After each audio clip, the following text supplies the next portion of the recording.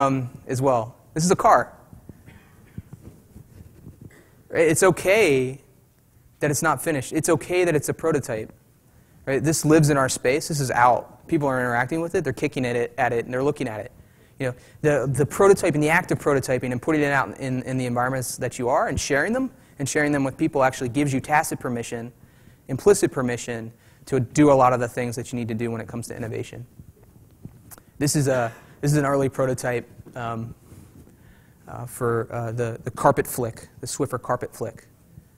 You know, a prototype like this in a big company in the right environment can secure millions of dollars in R&D funding, right? You don't need to be finished. You don't have to have a polished case if the thing works, right? So if we spend a little bit more time on like making the prototypes work and a little less time sort of like building up a case, right? Showing up with a plan rather than a case, we can do really interesting things.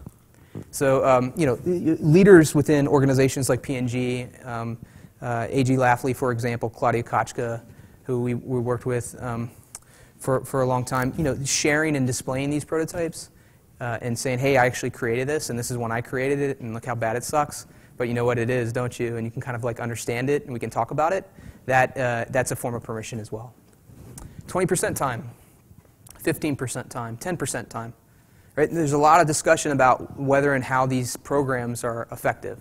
Right? So you can take 20% of your time and invest it in sort of new ideas that are outside of the core. That's kind of like the idea for Google, 20% time.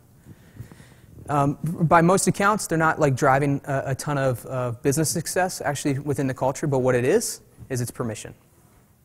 It's letting you know that it's okay and we actually want you to come up with other growth businesses, right? As much as it's effective.